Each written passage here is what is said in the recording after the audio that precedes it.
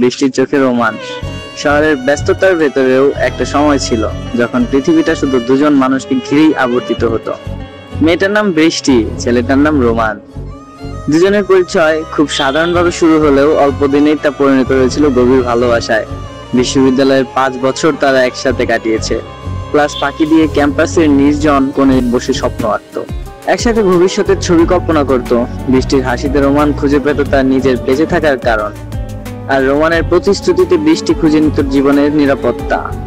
সেই ভালোবাসার সম্পর্ক 5 বছরের বন্ধন সে যখন বিয়ের প্রসঙ্গে পৌঁছালো, তখন তারা ভেবেছিল সবকিছু আরো দৃঢ় হবে। কিন্তু জীবন সবসময় ভালোবাসার নিয়মে চলে না।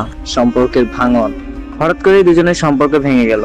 কোনো তৃতীয় ব্যক্তি নয়, বিশ্বাসঘাতকতা নয়, শুধু পরিবার, সমাজ আর কিছু অদৃশ্য চাপ ভেঙে দিল তাদের ভবিষ্যতের স্বপ্ন। বৃষ্টি প্রাণপণ চেষ্টা করেছিল রোমানের সাথে একবার দেখা করার, অন্তত 2 মিনিট কথা বলার, কিন্তু রোমান যে ছিল প্রচন্ড জেদি, কোনোভাবেই সুযোগ দিল না। হয়তো নিজের কষ্ট লুকানোর জন্য, হয়তো নিজের ভেতরের ভাঙন প্রকাশ না করার জন্যই।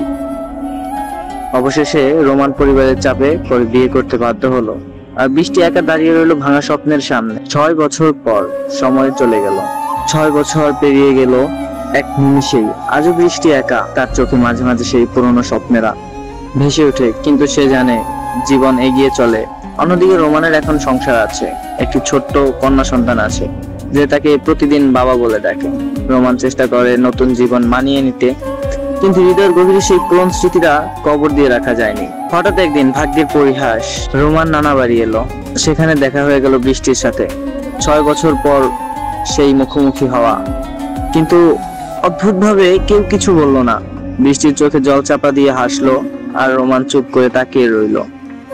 বৃষ্টির বুক ভরে উঠেছিল আনন্দে, তার কাছে এটাই যেন নতুন এক জীবনের শুরু। কিন্তু রোমান ঠোঁটের কোণে কিছু বলতে পারলো না, কারণ তার মনে তখন বাজছিল কন্যা সন্তানের হাসি, সংসারের দায়ভার, দায়িত্বের ভার, সেই রাত্রের অশান্তি। সেদিন রাতে রোমান ঘুমাতে পারলো না। বারবার মনে হচ্ছিল কেন সে বৃষ্টির সামনে গিয়েও কিছু বললো না, কেন এত দূরে রইল।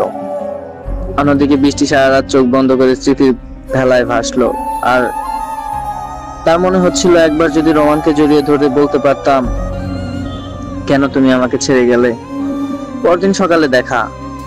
ভোরবেলা বাধ্য হয়েই রোমানকে বৃষ্টির বাড়িতে যেতে হলো। সেখানে অনেক কিছু রান্না হলো। পরিবেশটা উৎসব মুখর হলেও দুজনের মধ্যে ছিল অদ্ভুত নীরবতা।